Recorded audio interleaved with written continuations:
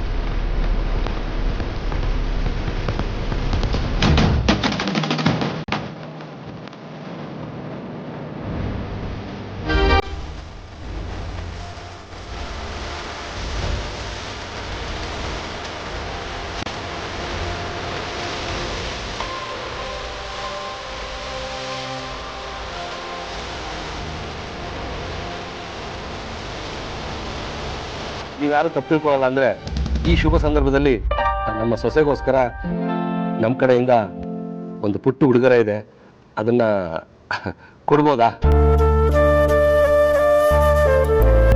ನಿಮ್ಮ ಸೊಸೆಗೆ ನೀವು ಪ್ರೀತಿಯಿಂದ ಕೊಡ್ತೀನಿ ಅಂತ ಹೇಳಿದಾಗ ನಾವು ಯಾರು ಬೇಡ ಅಂತ ಹೇಳೋದಕ್ಕೆ, ದಯವಿಟ್ಟು ಕೊಡಿ ಸರ್.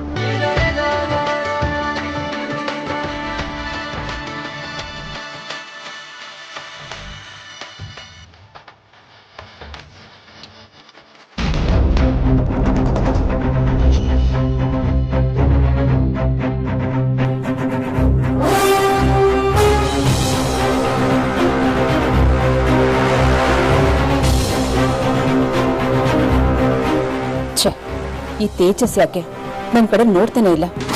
ಉಂಗುರ ಕೊಡಪ್ಪ.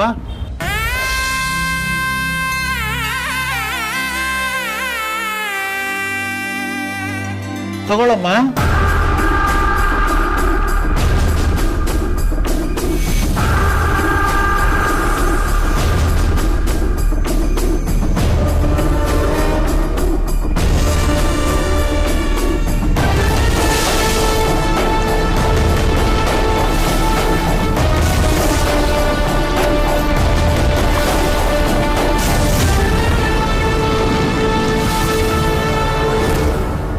ಇಬ್ರು ಉಂಗುರ ಬದಲಾವಣೆ ಮಾಡ್ಕೊಳ್ಳಿ.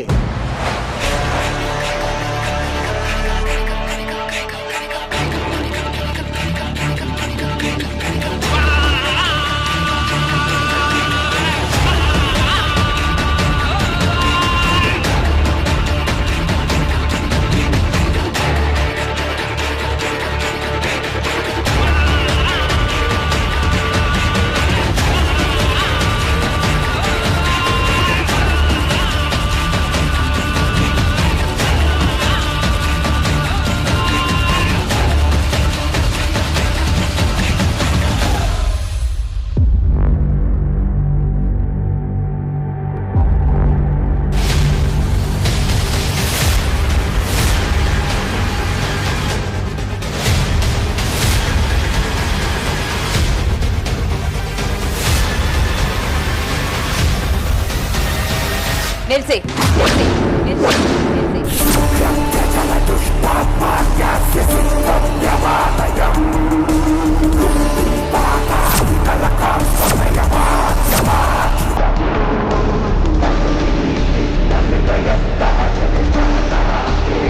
ಗೆದ್ದಳ ಮೇಲೆ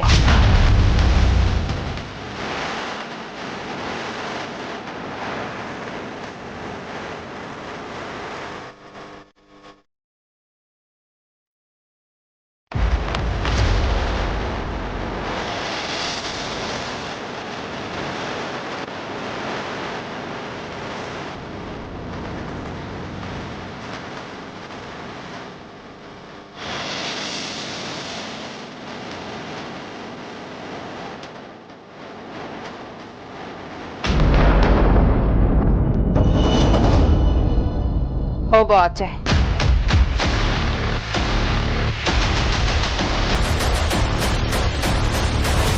ಏ ಇಡಿಯಟ್, ನಿನಗೆ ಹೇಳ್ತಾ ಇರೋದು ಹೋಗ ಆಚೆ ಅಂತ.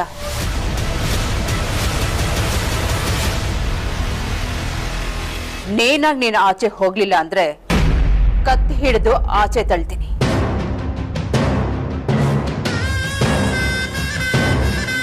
ಅಮ್ಮ, ಏನಿದು?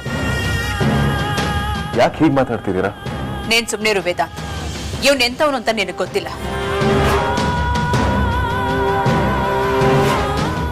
ಏಯ್, ನಿನ್ನ ಬಂಡವಾಳ ಎಲ್ಲ ನನಗೆ ಗೊತ್ತಾಗಿದೆ. ಇನ್ನೊಂದು ಕ್ಷಣ ನನ್ನ ಮುಂದೆ ಇದ್ರು ನಾನು ಏನು ಮಾಡ್ತೀನಿ ಅಂತ ನನಗೆ ಗೊತ್ತಿಲ್ಲ. ವೇದಾಂತ್,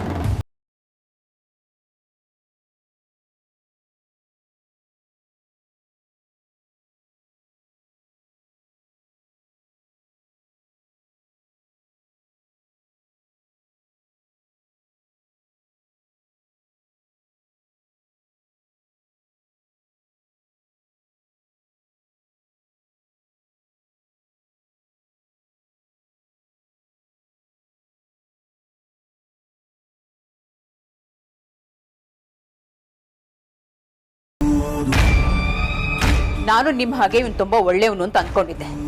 ಆದ್ರೆ ಇವನು ಬಂಡವಾಳನೇ ಬೇರೆ ಇದೆ.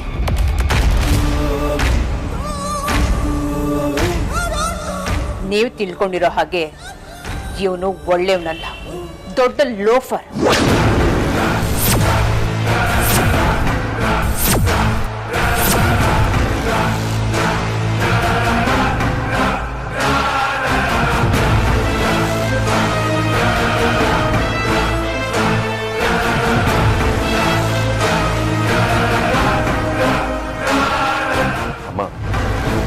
ನೀವೇನು ಹೇಳ್ತಿದ್ದೀರಾ ನನಗೆ ಅರ್ಥ ಆಗ್ತಿಲ್ಲ. ತೇಜಸ್ ಅವ್ರ ಫ್ಯಾಮಿಲಿ ಬಗ್ಗೆ ಕಂಪ್ಲೀಟ್ ಬ್ಯಾಕ್ಗ್ರೌಂಡ್ ವೆರಿಫಿಕೇಶನ್ ಮಾಡಿಸಿದೆ. Is a very good person. ಎಲ್ಲ ಕ್ಲಾರಿಫೈ ಆದ್ಮೇಲೆ ಇವ್ರ ಜೊತೆ ಸಂಬಂಧ ಬೆಳೆಸೋದಕ್ಕೆ ನಾವು ಒಪ್ಕೊಂಡಿದ್ದು.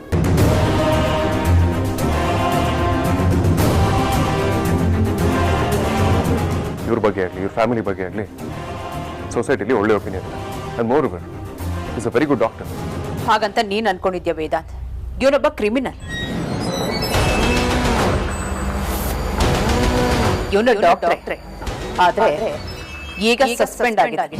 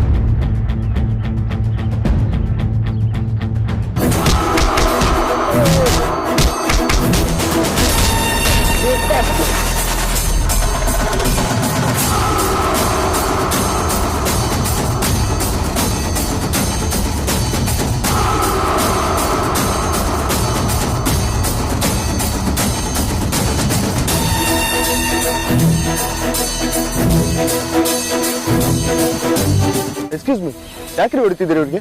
ನಿಮ್ಗೇನ್ ಗೊತ್ತ್ರಿ ಇವ್ರ ಬಗ್ಗೆ? ಇವ್ರು ಮಾಡಿದ ಕೆಲ್ಸಕ್ಕೆ ಹೊಡೆಯೋದಲ್ಲ, ಊರಿಂದ ಆಚೆ ಹಾಕ್ಬೇಕು.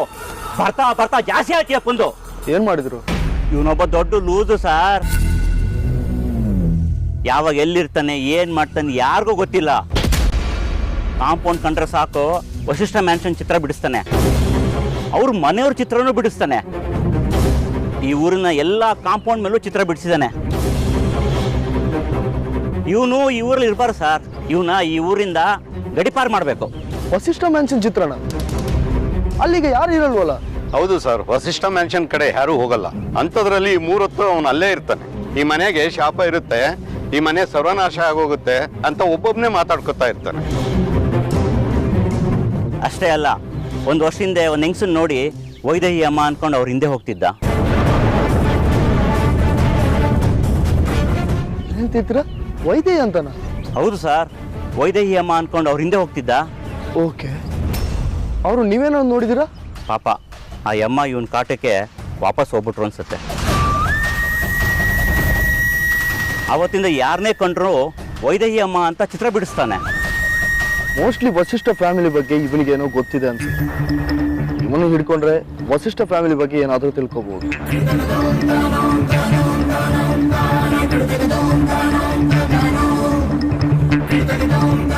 ಅಂದಾಗೆ ಇವ್ರ ಹೆಸರೇನು? ದೇವರಾಜಪ್ಪ ಅಂತ. ದೇವರಾಜಪ್ಪ ನೀವು ನನ್ನ ಜೊತೆ ಬನ್ನಿ. ಬನ್ನಿ ಸರ್ ಸರ್, ಅವ್ನ ತಲೆ ಸರಿ ಇಲ್ಲ. ನಾನು ನೋಡ್ಕೋತೀನಿ, ಬನ್ನಿ ಸರ್.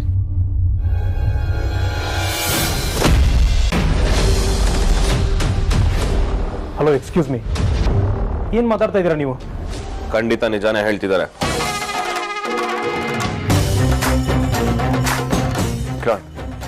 ಏನ್ ಹೇಳ್ತಿದ್ಯಾ ನೀನು? ಹೌದು ಅಗ್ರಜ, ಅವ್ರು ಹೇಳ್ತಿರೋದು ನಿಜಾನೇ. ನಮಗೂ ಈ ವಿಷಯ ಇವಾಗಲೇ ಗೊತ್ತಾಯ್ತು, ಅದನ್ನ ಹೇಳೋಣ ಅಂತಾನೆ ಬಂದೆ.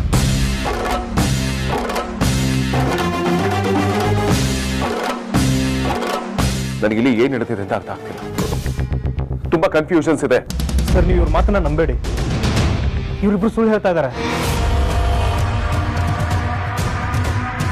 ನೋಡಿ, ಸುಮ್ಮನೆ ಬೇಜವಾಬ್ದಾರಿಯಿಂದ ಮಾತಾಡಬೇಡಿ. ನಿಮ್ಗೆ ನನ್ನ ಬಗ್ಗೆ ಏನು ಗೊತ್ತಿಲ್ಲ. ಮುಚ್ಚೋ ಬಾಯಿ. ನಿನ್ನ ಬಗ್ಗೆ ಇನ್ನೂ ಏನೋ ಗೊತ್ತಾಗ್ಬೇಕು? ನಾನು ಎಲ್ಲ ತಿಳ್ಕೊಂಡೇ ಮಾತಾಡ್ತಿರೋದು. ನೀನೀಗ ಸಸ್ಪೆಂಡ್ ಆಗಿಲ್ವಾ?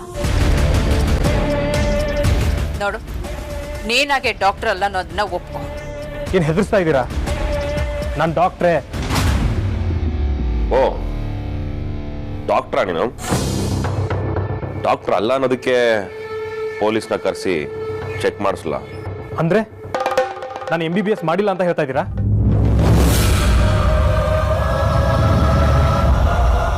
ನನ್ನ ಹತ್ರ MBBS ಸರ್ಟಿಫಿಕೇಟ್ ಇದೆ, ಬೇಕು ಅಂದ್ರೆ ಇವಾಗಲೇ ತೋರಿಸ್ತೀನಿ. ನೀನು MBBS ಮಾಡಿದ್ದೆ ನಿಜ, ಆದ್ರೆ ಈಗ ನೀನು ಸಸ್ಪೆಂಡ್ ಆಗಿರೋ ಡಾಕ್ಟರ್. ನಿನ್ನ ಲೈಸೆನ್ಸ್ ಕೂಡ ಕ್ಯಾನ್ಸಲ್ ಆಗಿದೆ.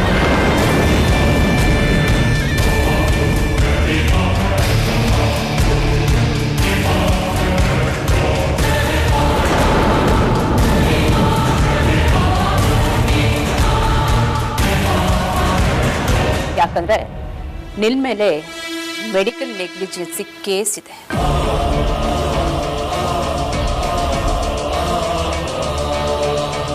ನೀನು ಡಾಕ್ಟರ್ ಆಗೋದಕ್ಕೆ ಅನ್ಫಿಟ್ ಅಂತ ಉಗಿದು ಆಚೆ ಹಾಕಿದ್ದಾರೆ.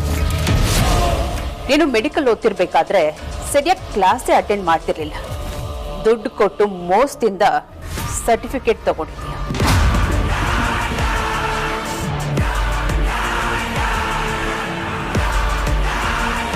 ಡಾಕ್ಟರ್ ಆದ್ಮೇಲೂ ನೀನು ನಿನ್ನ ದರಿದ್ರ ಬುದ್ಧಿನ ಮುಂದುವರಿಸಿದ್ಯಾ.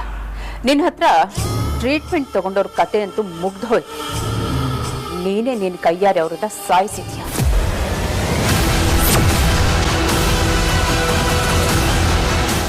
ನೋಡಿ, ನಂಗೆ ಆಗದಿರೋರು ಯಾರೋ ನಿಮಗೆ ಸುಳ್ಳು ಹೇಳಿದ್ದಾರೆ ಅನ್ಸುತ್ತೆ. ನೀವು ಅವ್ರ ಮಾತು ಕೇಳ್ಕೊಂಡು ನನ್ನ ಮೇಲೆ ಅಲಿಗೇಷನ್ ಮಾಡ್ತಾ ಇದ್ದೀರಾ. ಪ್ರೂಫ್ ಇಲ್ಲದೆ ಅಲಿಗೇಷನ್ ಮಾಡ್ತಿಲ್ಲ ನಾನು.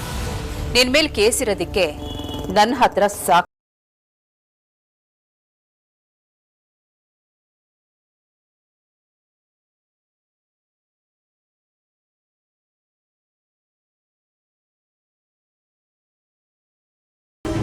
ನಿನ್ ಜೊತೆ ಬಂದಿರೋ ನಿನ್ ತಂದೆ ತಾಯಿ ನಿಜವಾದ ತಂದೆ ತಾಯಿ ಅಲ್ಲ ಅಂತ ಕೂಡ ನನಗೆ ಗೊತ್ತು.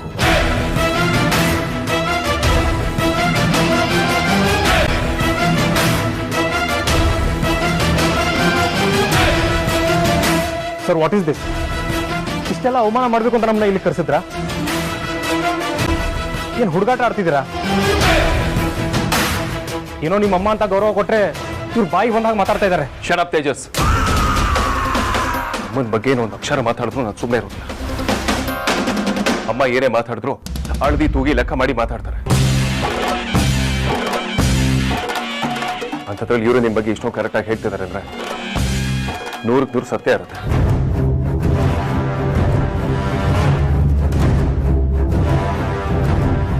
ನಿಜ ಹೇಳು, ಇವರಿಬ್ರು ನಿಜವಾಗ್ಲೂ ನಿನ್ನ ಅಪ್ಪ ಅಮ್ಮ ಅಲ್ವಾ? ವೇದಾಂತ್, ಅವನು ನೀನು ಕೇಳ್ತಾ ಇದೀಯಾ? ಇವರನ್ನು ಕೇಳೋ ಗೊತ್ತಾಗತ್ತೆ. ನನ್ನ ಮನೆವರೆಗೂ ಬಂದಿದ್ದೀರಾ ಅಂದಮೇಲೆ ಖಂಡಿತವಾಗ್ಲೂ ನನ್ನ ಬಗ್ಗೆನೂ ತಿಳ್ಕೊಂಡಿರ್ತೀರ. ಜನ ನನ್ನ ಬಗ್ಗೆ ಮಾತಾಡೋದನ್ನ ನೆನಪಲ್ಲಿ ಇಟ್ಕೊಂಡು ಉತ್ತರ ಕೊಡಿ. ನಿಜವಾಗ್ಲೂ ನೀವು ಇವ್ರ ತಂದೆ ತಾಯಿನ?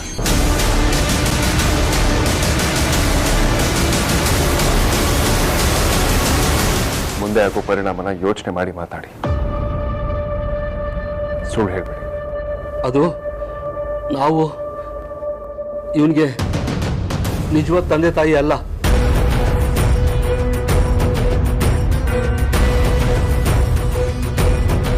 ನಾವು ನಾಟಕದ ಕಂಪ್ನಿಯವರು.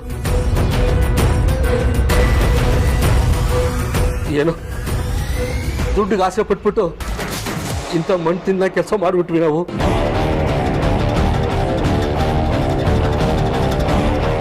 ಎಲ್ರಿಗೂ ಕೈ ಮುಗಿದು ಕೇಳ್ಕೊತೀನಿ, ದಯವಿಟ್ಟು ಪೊಲೀಸ್ ಕಂಪ್ಲೇಂಟ್ ಮಾತ್ರ ಕೊಡಬೇಡಿ. ಏನೋ ದುಡ್ಡಿಗೆ ಆಸೆ ಪಟ್ಬಿಟ್ಟು ಇಂಥ ಕೆಲಸ ಮಾಡಿಬಿಟ್ವಿ. ಇನ್ಯಾವತ್ತೂ ಈ ಥರ ಕೆಲಸ ಮಾಡೋದಿಲ್ಲ. ದಯವಿಟ್ಟು ಕ್ಷಮಿಸ್ಬಿಡಿ, ದಯವಿಟ್ಟು ಕ್ಷಮಿಸಿ. ಬರೋಗಳು ಬಾ.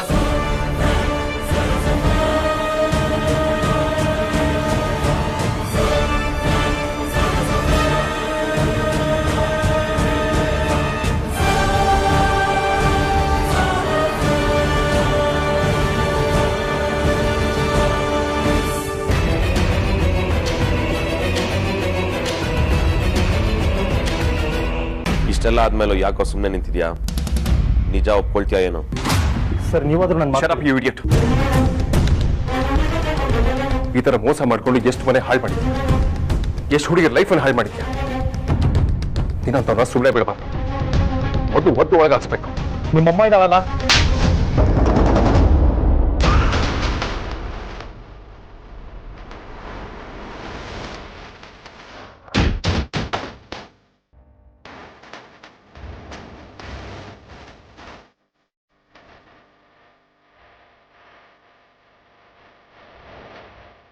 ಸರ್ ಕಂಪ್ಲೇಂಟ್ ಎಲ್ಲ ಕೊಡಕ್ ಹೋಗ್ಬೇಡಿ.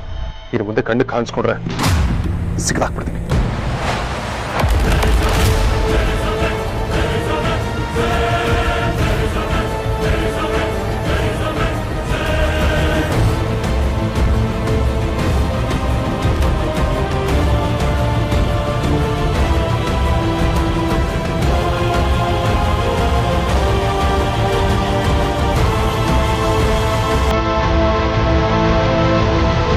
Just get out.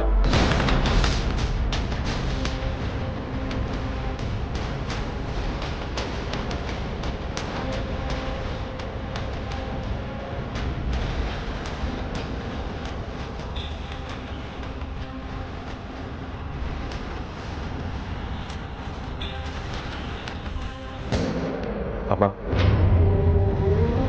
ನಿಮಗೆ ಹೇಗೆ ಥ್ಯಾಂಕ್ಸ್ ಹೇಳಬೇಕು ಅಂತ ನನಗೆ ಗೊತ್ತಾಗ್ತಿಲ್ಲ. ಸರಿಯಾದ ಸಮಯದಲ್ಲಿ ನೀವು ಮಾತಾಡದಿದ್ದಿದ್ರೆ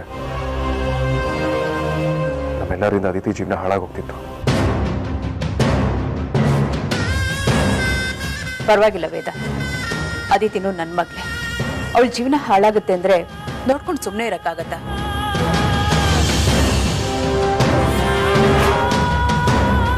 ನಮ್ಮ ಪುಣ್ಯ, ಮದುವೆಗೆ ಮೊದಲೇ ಅವನ ಯೋಗ್ಯತೆ ಏನು ಅಂತ ಚೆನ್ನಾಗಿ ಗೊತ್ತಾಯ್ತು. ಮದುವೆ ಆದ್ಮೇಲೆ ಗೊತ್ತಾಗಿದ್ದಿದ್ರೆ ಏನ್ ಮಾಡಕ್ಕಾಗ್ತಿತ್ತು?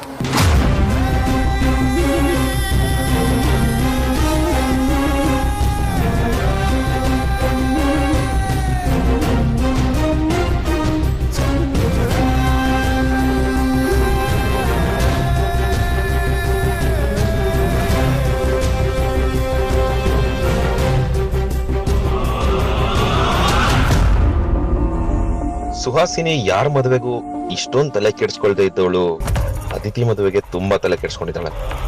ಆದ್ರೆ ಈಗ ಯಾಕೆ ಅವಳ ಎಂಗೇಜ್ಮೆಂಟ್ ಕ್ಯಾನ್ಸಲ್ ಮಾಡಿಸಿದ್ಲು? ಅದೆಲ್ಲ ಓಕೆ, ಆದ್ರೆ ನನಗ್ ಗೊತ್ತಿರೋ ವಿಷಯ ಇವಳಿಗೆ ಗೊತ್ತಾಯ್ತು. ಇದನ್ನೆಲ್ಲ ಇವಳು ಯಾವಾಗ ತಿಳ್ಕೊಂಡ್ಲು? ಇಲ್ಲ, ಇವಳೇನೋ ಪ್ಲಾನ್ ಮಾಡಿದಾಳೆ ಅನ್ಸುತ್ತೆ. ಇಲ್ಲ ಅಂದ್ರೆ ಇವಳು ಈ ಎಂಗೇಜ್ಮೆಂಟ್ ಅನ್ನ ಕ್ಯಾನ್ಸಲ್ ಮಾಡಕ್ ಸಾಧ್ಯನೇ ಇರ್ಲಿಲ್ಲ. ಇಲ್ಲಿ ಏನೋ ಮಿಸ್ ಹೊಡಿತಿದೆ. ತೇಜಸ್ಗಿಂತ ಡೇಂಜರ್ ಇವಳೆ. ಇವಳ ಬಗ್ಗೆ ಎಲ್ಲಾನು ಅರ್ಥ ಆಗೋಕೆ ಚಾನ್ಸೇ ಇಲ್ಲ. ಒಂದ್ ವೇಳೆ ಆದ್ರೆ ಅದ್ರ ಮೇಲೆ ಯಾವ ಅನಾಹುತನೂ ನಡೆಯಲ್ಲ.